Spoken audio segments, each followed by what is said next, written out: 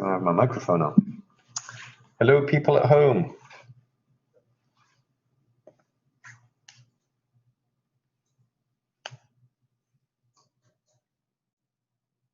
There you go. I just. All right.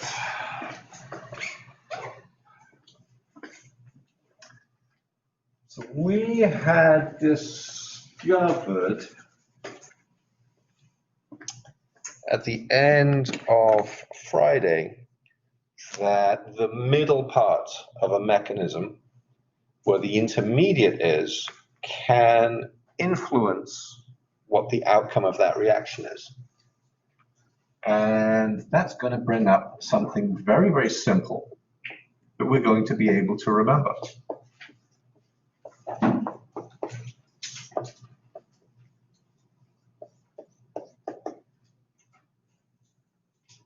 It's called Markovnikov's rule. Markovnikov's rule says in an electrophilic addition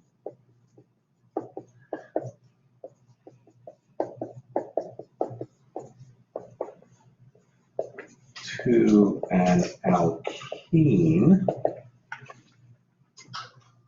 so it's specifying what the rule applies to.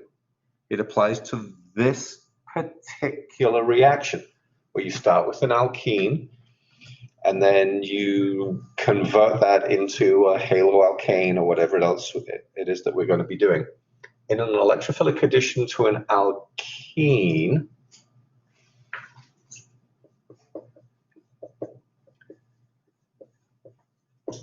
the incoming electrophile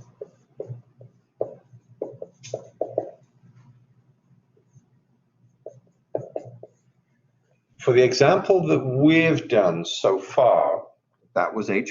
It's not going to be H+ in every case. If it was H+ in every case, I would have said the H+. The incoming electrophile. Electrophiles are the positive part.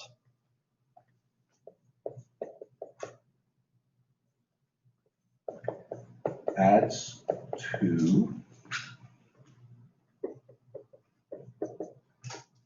the most saturated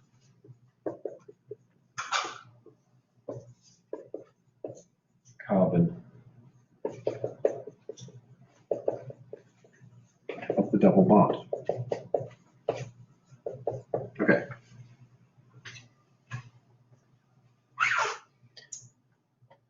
This rule is going to lay out for us consequences. And that's what Markovnikov's rule is actually for. But here's how the first part of the rule, I mean, this is all the rule is. People usually say it a slightly different way. They'll say that the nucleophile adds to the most substituted carbon. But let's just see what this rule explicitly says. Here is a double bond. You put a methyl here, and a methyl there, and a hydrogen here, and a methyl there. I now have two different parts. This carbon is more substituted. It is more substituted because it has more bonds to carbon.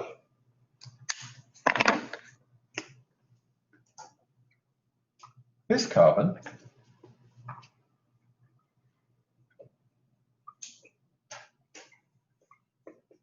is more saturated because between these two carbons, it has more bonds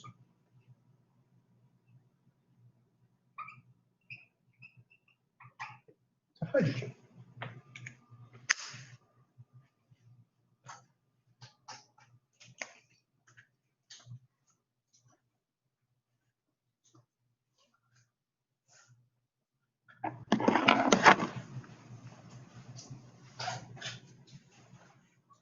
Actually, let me do that in blue.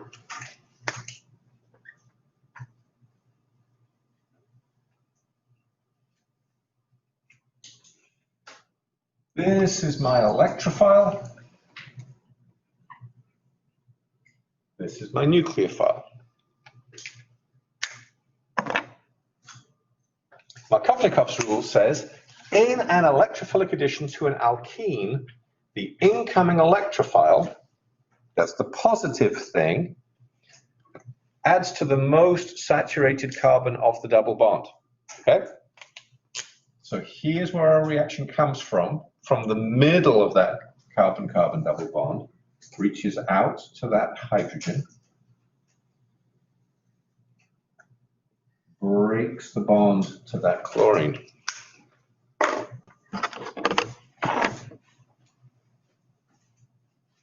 Gives us a choice. These carbons go from being sp2s to being sp3s.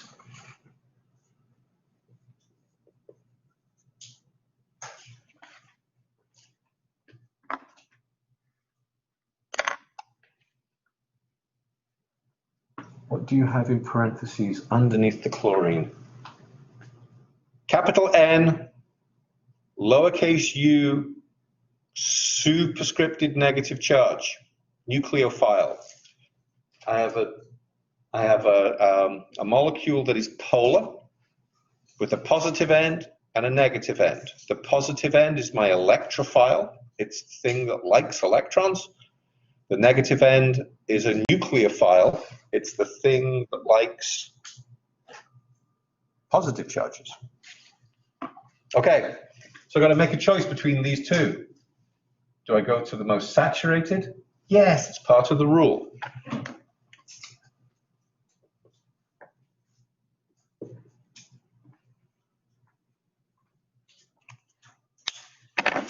What that does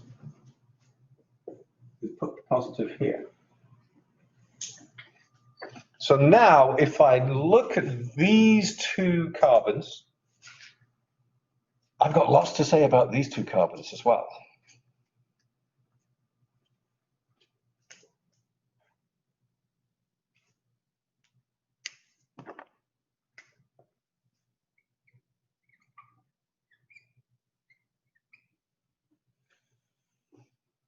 Carbon on the right has become a tetrahedron. It's a tetrahedral. sp3 is my abbreviation for tetrahedral. Capital T, lowercase d. That is a tetrahedral, sp3, single bonded carbon. The one on the left is a carbocation.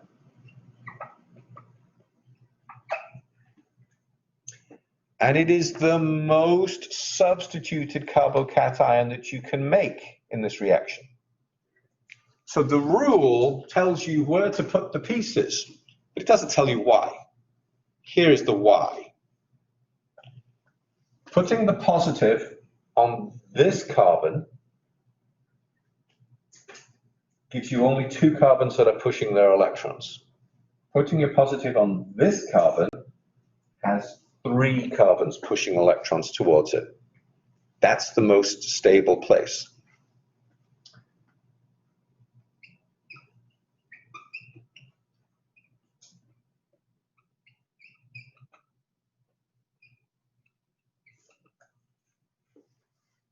That's the most stable place for a carbocation. And it turns out carbocations are trigonal planar.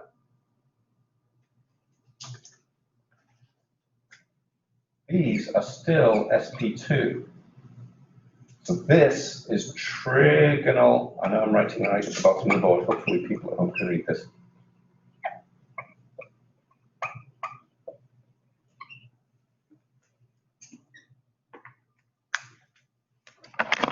That is trigonal planar. It's this part of the reaction that determines why. the reaction does what it does. So you have a chloride, because this bond broke. And then the chloride goes ahead and attacks that carbon.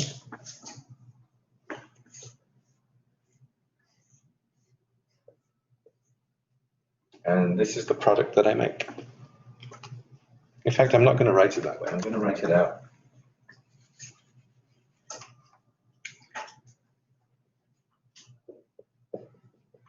In the condensed form.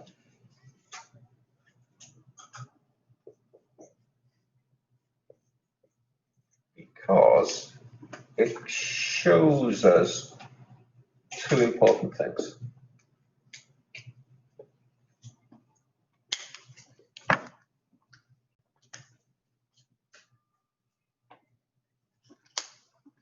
What's the relationship between the blue chlorine and the red hydrogen?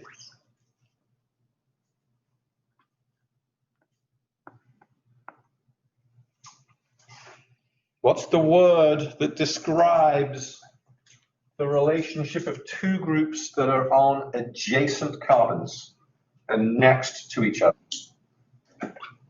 They are vicinal. This addition has gone across the double bond.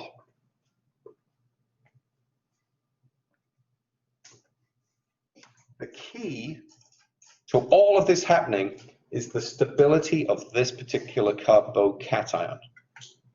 Okay. So there's a couple of things that we have to learn to just say, rather than have to sketch them out and hold the picture up every time that we do this. At the beginning, this carbon has more hydrogens than the other one. This carbon is more saturated. Saturation is bonds to hydrogen. This carbon is more substituted than that carbon because bonds to carbon is most substituted. The best place for the carbocation is on the most substituted carbon. Okay.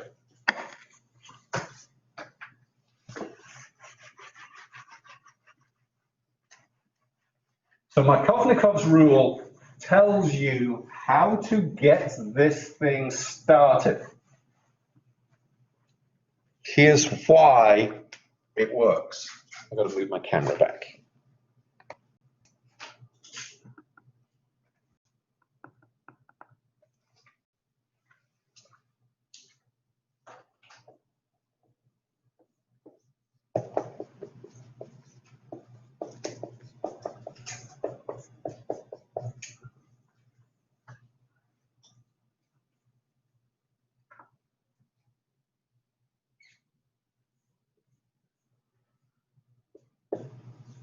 Actually, why would I write it that way?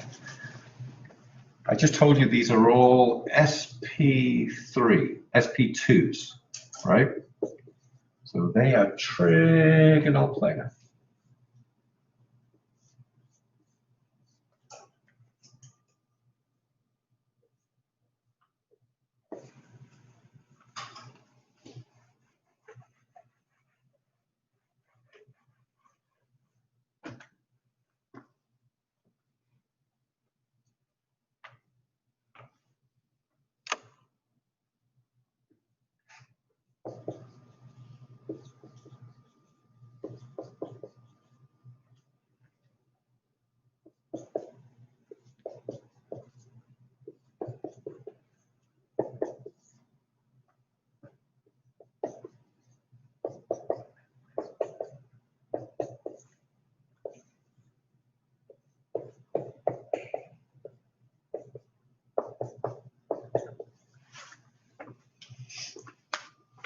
In terms of carbocation stability, this one is better than that one, it's better than that one, it's better than that one. People at home, can you see 4 things on the board? I think you should be able to.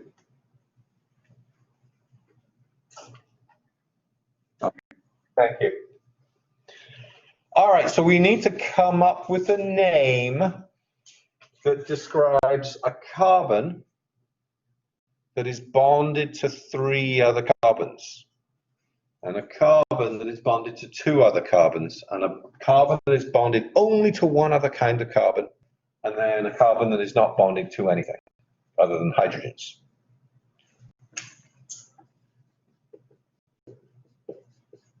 That's a methyl.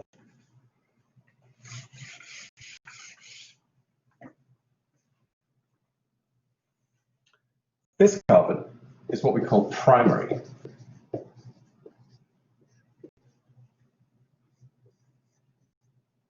Methyls can be abbreviated as ME, capital M, lowercase e. Primary carbons are bonded only to 1 other carbon. Guess what these are called?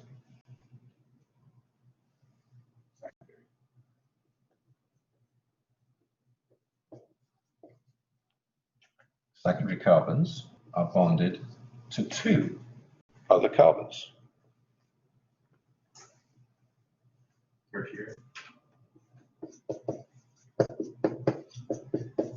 And tertiary carbons are bonded to 3 carbons.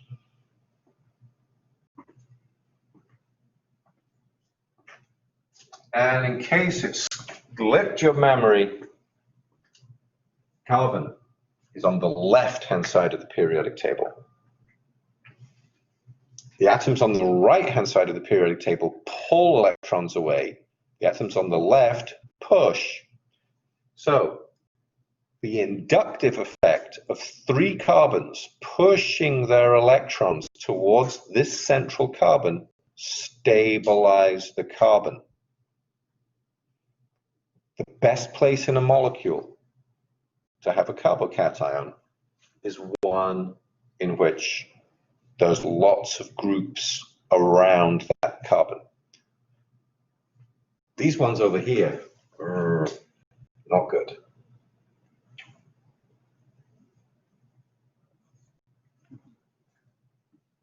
We will not be making methyl carbocations without some external force.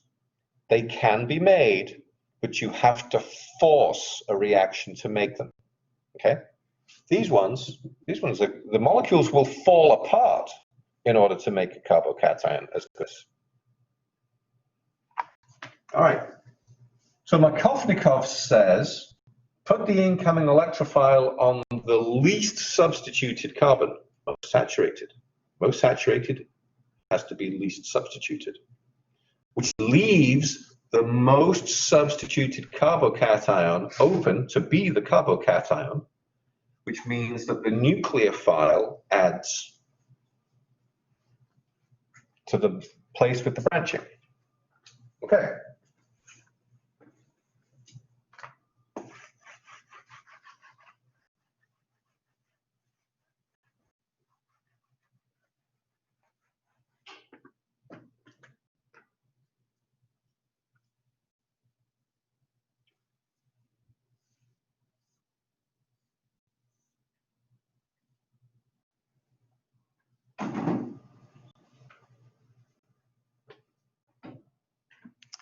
This is an alkene. It's a cycloalkene. It has a name. We're going to react that with HCl. Now, if you have to write the whole mechanism out in order to figure out where the chlorine goes, then go ahead and write the whole mechanism out. But Markovnikov's rule tells us which bit goes where. So I should know what my product looks like.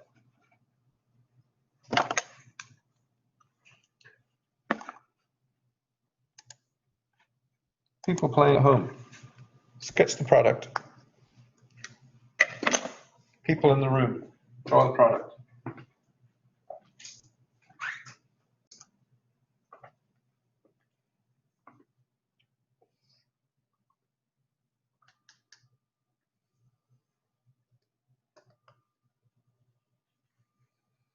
None of the carbons are going anywhere. So you can just draw the carbon shape. Carbon-carbon bonds are not going to break. They are going to remain intact. The only thing that moves is the double bond goes away. But all of the framework of all of the single bonds between all of the carbons remains intact. I'm going to add a hydrogen and a chloro group. And Markovnikov's rule tells me where I'm going to add them.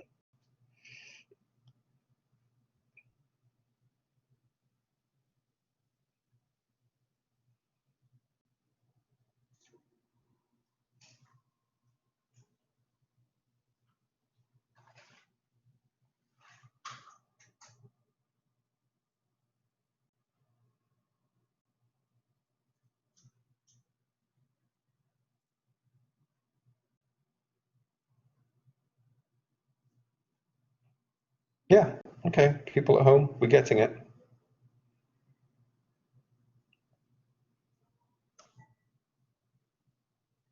All right, good job, both of you. Blue scribbler and red scribbler. Okay, let's look. Of these two positions, this one is the most substituted.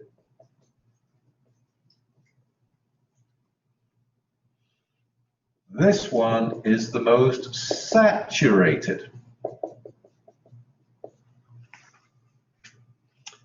That means, if I were to write the mechanism out,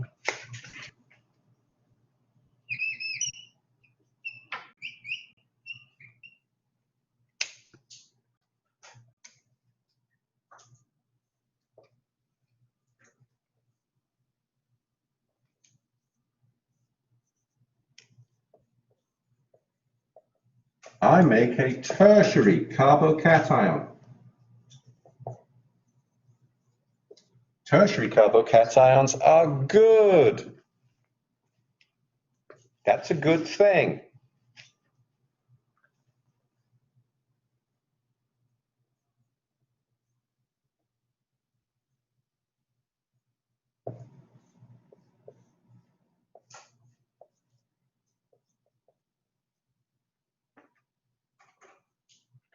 What was the name of the reactant?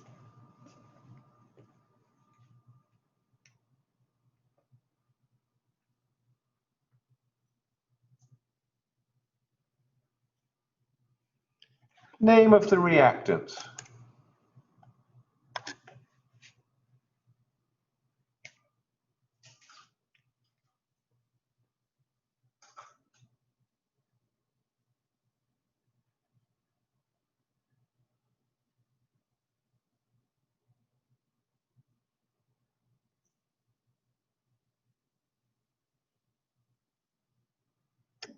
That's 2-methylcyclopentene, methylcyclopentene, 1-methylcyclopentene.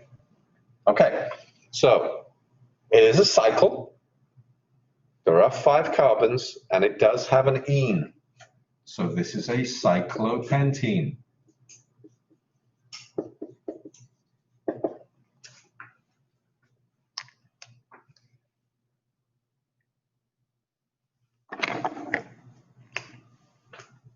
That carbon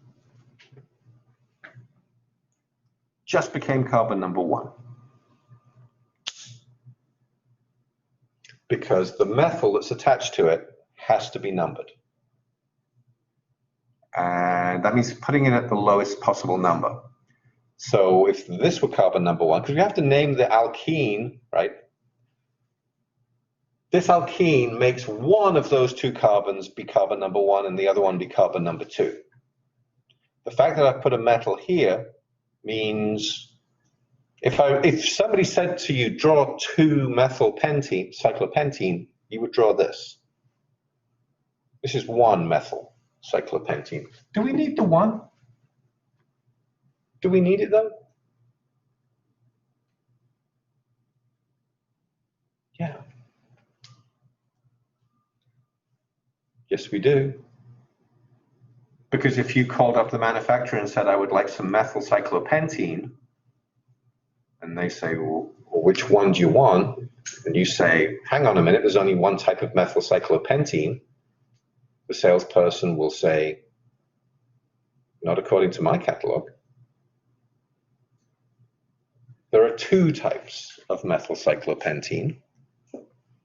There is one methyl cyclopentene, and there is 3 methyl cyclopentene. And because of that possibility, yes, you do need to put the 1 in there. All right, what's the name of the product?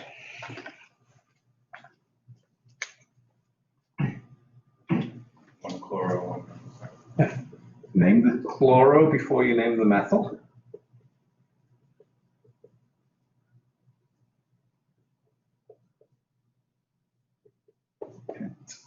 Ane. All single bonds now, so it is a cyclopentane, both groups of the lowest possible numbered position. Okay. Markovnikov's rule, by telling us where to put the first thing, what it's really doing is telling us make the best carbocation, which means your nucleophile goes to the most substituted position. It's not what the rule says, but that's what it means. Okay.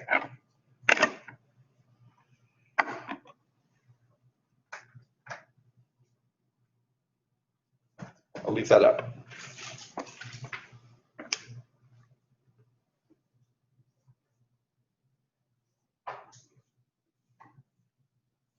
If that's one cyclopentene, no, one, oh, I did, come on, people. You gotta be better than that. 1 methyl cyclopentene. Yeah, so especially if it's a ring structure, Marcella, we don't draw the hydrogens. If you drew all the carbon labels in, you would be expecting to show me all the hydrogens. But especially in ring structures and in this zigzag form, hydrogen labeling is not necessary. So the hydrogen is implied. It's right there.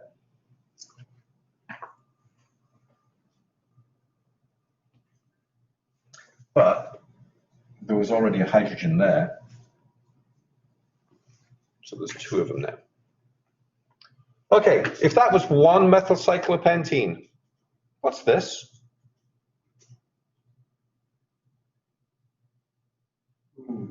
That one is 1 methyl cyclopentene, which makes this one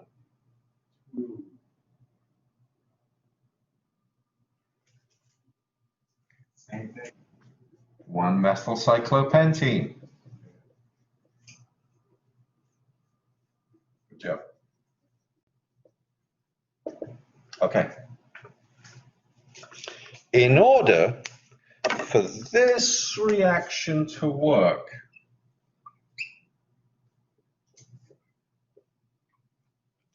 we have had something each time that is polar.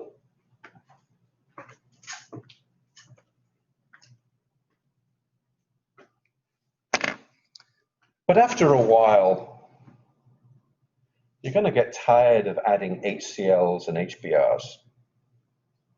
We need something else that's polar and interesting.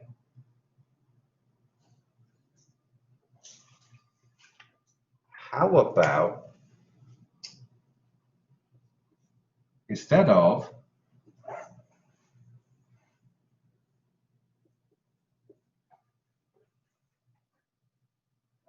electrophile, nucleophile, instead of HBr or HCl,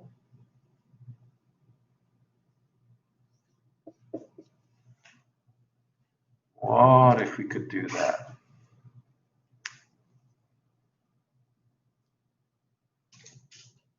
What would the product be? Draw the product. Don't draw the reaction mechanism or anything, because it's going to require, this reaction is going to require a little bit of assistance. But if Markovnikov's rule holds, and it does, give me the name of the product.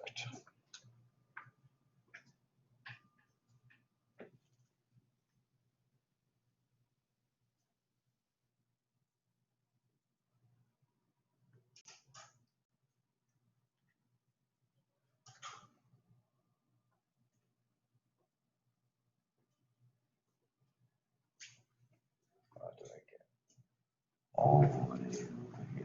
Oh, good. Name of the product. Okay. So I'm expecting 1-methyl cyclopent and ol. And Marcella comes in with the same answer. Yes, very good. Okay. Let's see if we can make it. No. Can't do it. If I put this alkene oil in with this water, oil and water don't mix.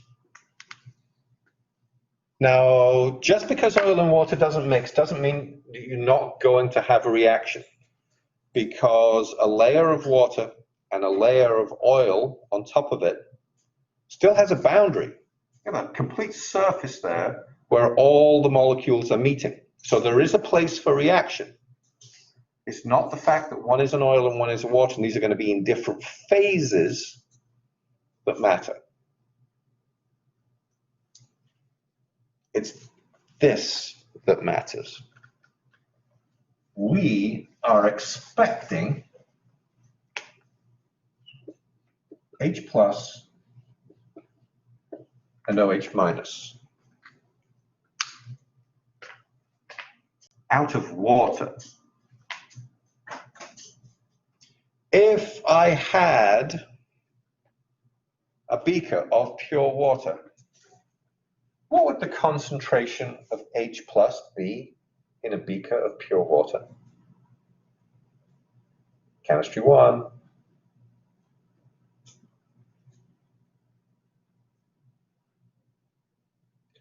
I did it in class this morning at 9 a.m. for the Chemistry 1 students. So don't tell me you didn't learn it in Chemistry 1. Yes, you did. What is the concentration of H plus in water? Natural.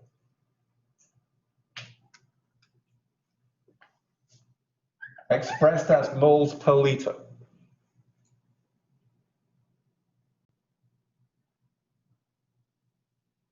This is a number you should know. It's the basis of the pH scale. It's got a 7 in it. It's not 7 moles per liter. 7 moles per liter would be a lot of acid. Our concentrated hydrochloric acid bottles are 6 molar. 0.7. It is not. It is 1 times 10 to the negative 7. 1 times 10 to the negative 7 is a 0 with a decimal point, and then 6 additional, oh, that's not 6, 6 additional zeros.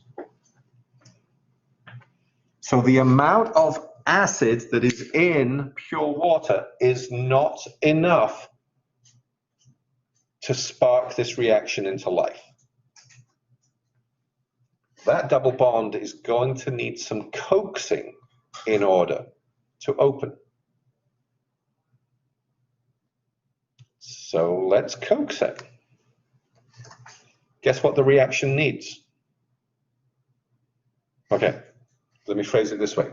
There's not enough acid in solution to make the reaction start. What should I add? More acid. People playing at home, which acid should I use? See how I leaned into the monitor to ask the people at home? It's more intimate that way. They like it. Which acid should I use to make the concentration of acid in my solution big enough that now this arrow will reach out and grab hold of an H+?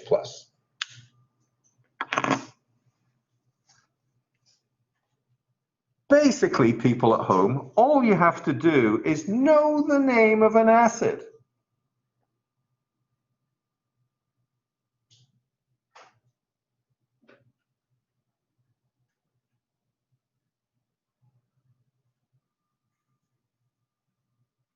Other than that one.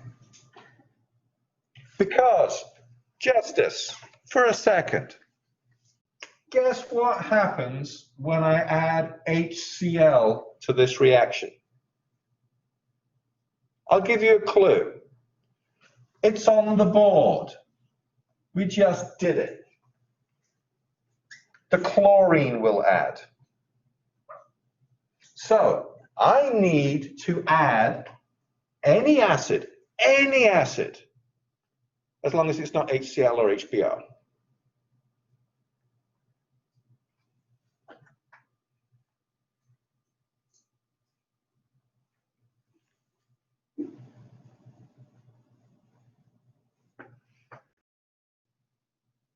Sulfuric, sulfuric's a good choice. Sulfuric acid or phosphoric acid are good choices. These are non-coordinating acids. Not like a chloride or a bromide is going to have something else as an impurity that will make something else happen. So my reagents, okay,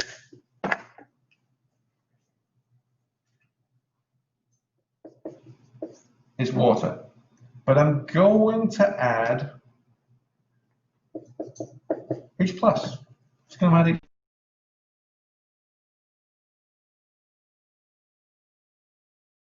It's going to be sulfuric.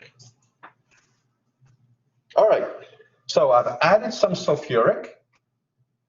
Here's my first step. Where does the blue hydrogen go?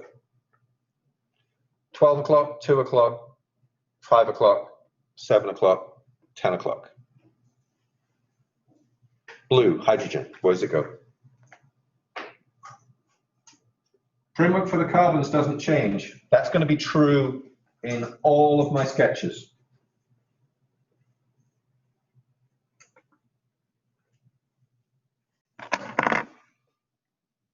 Incoming electrophile adds to the carbon in the carbon-carbon double bond that has the most number of hydrogens. This one has the most number of hydrogens, the least number of bonds to carbon.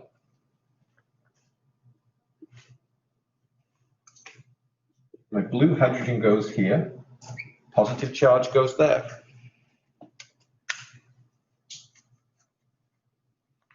I'm going to have to write my stuff a little bit closer together because this reaction has an additional step. Okay, then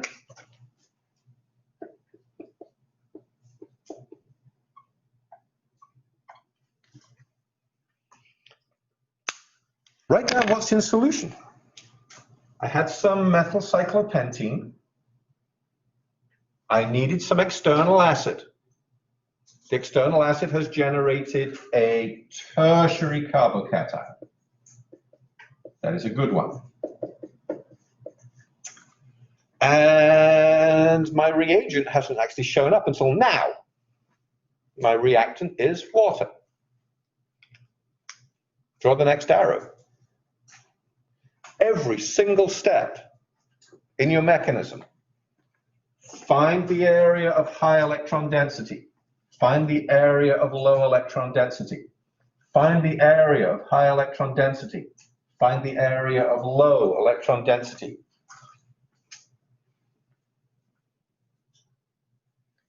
Look at what you've got.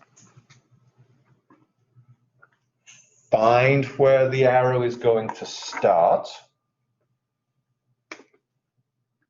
And find where the arrow is going to end. And draw a curved arrow from the lone pair of electrons on the oxygen to the positive charge. And then draw what you've got. Draw what you've made. Again, the carbon framework does not change. This is going to be the same in all of my cases.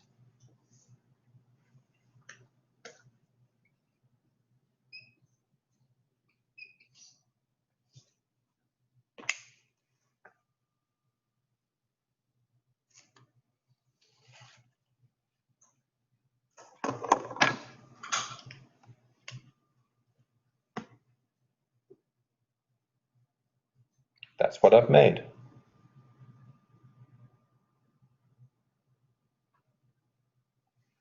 Is that the product I was expecting? Is that 1-methyl cyclopentanol?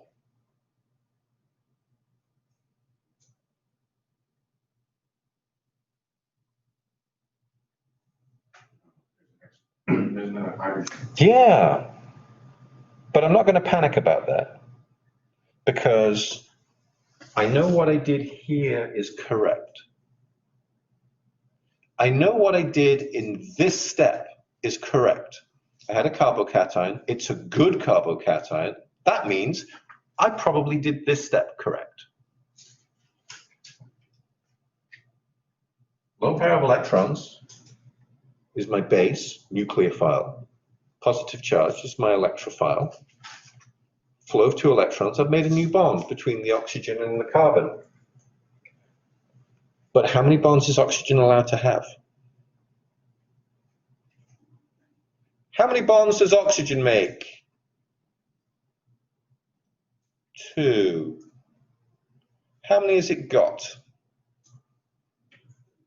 3. So what's missing?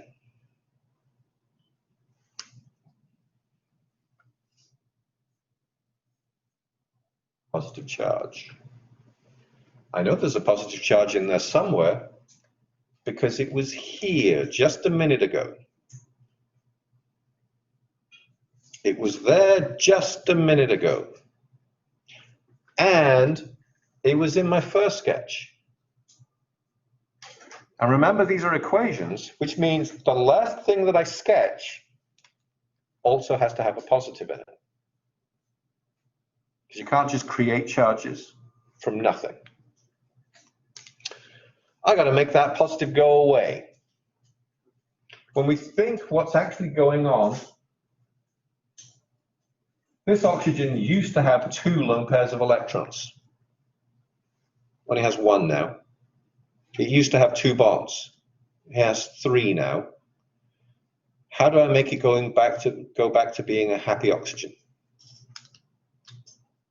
It needs to go back to having 2 bonds and 2 sets of lone pairs. Right now it has 3 bonds and only 1 set of lone pairs. Here's how you do that.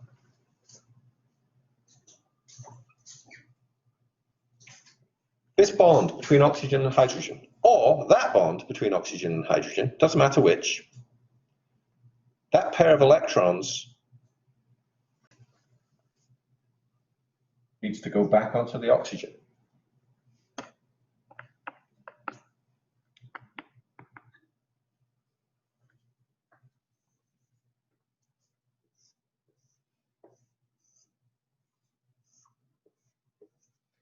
Now, the oxygen has 2 lone pairs of electrons, and the H plus came off. The H plus fell off at the end. People at home, can you see that?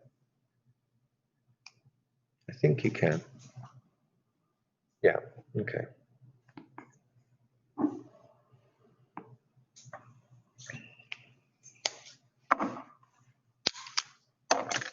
Well,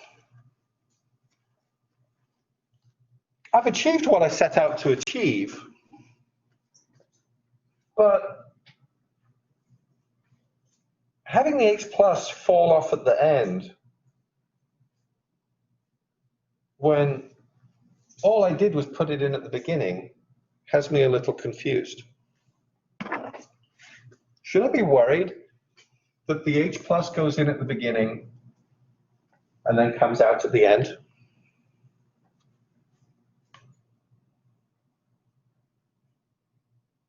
No, no, we shouldn't. We have a word for it. And it's a word you know, but you don't know, you've never seen it this way before. Ask yourself, what is the hydrogen doing? If the external acid never existed, the reaction does not progress. Without the external acid, the reaction is impossible. The presence of the external acid makes the reaction possible, but the external acid is not consumed by the reaction. That makes the acid be this word that you know. What is the acid being? Something that makes a reaction possible but is not consumed by the reaction. Marcella is right again. This is a catalyst.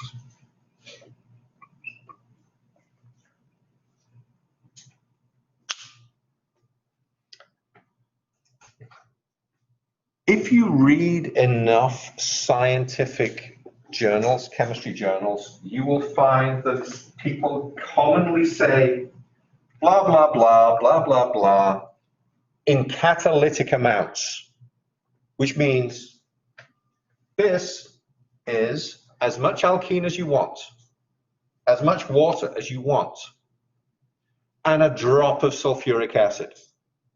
That one drop of sulfuric acid puts enough H plus into solution that makes all of this possible, but then the H plus pops back out at the end. So it is not consumed by the reaction, but the reaction is impossible without it. The acid is being a catalyst here. And in organic chemistry, it's going to be our #1 catalyst. Anytime you see an oxygen and an oxygen doesn't want to react, the way to make oxygens react is to protonate them. Protonated oxygens, an oxygen with a positive charge on it, are much, it just floats away, it's a spectator ion.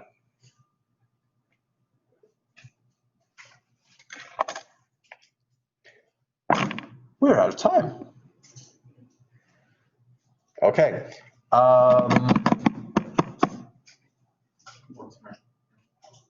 Who what? Let me look at the homework, because you have 2 sets of homework, one of which I thought we would be done with. The other one, you are not ready for yet. So, where are we? Drawing isomers. Oh, that's the homework. Yeah, that one's, so is that one due? Yeah, you can do that one. That one, absolutely. What about this one? What's the dead? What? Like October. You're sure clip on it, I might say. Yeah. It does. I gotta go to change the due date. Okay. Yeah, we'll be done by then. Yes, so the homework about drawing isomers, that one can be due. But then the one about all of these reactions that we're doing, one after another, and variations of, we'll be finished with that at the end of the week. We've got lots of little variations to do. Okay. All right, see you all Wednesday. Let me know if there's anything you need. Good job at home today.